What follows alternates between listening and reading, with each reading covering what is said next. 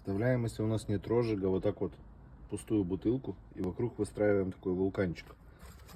Достаем бутылку аккуратненько. И у нас внутри вот такое логово для медведей. Туда кидаем бумажку. Нажимай паузу. Накидали туда бумажечку.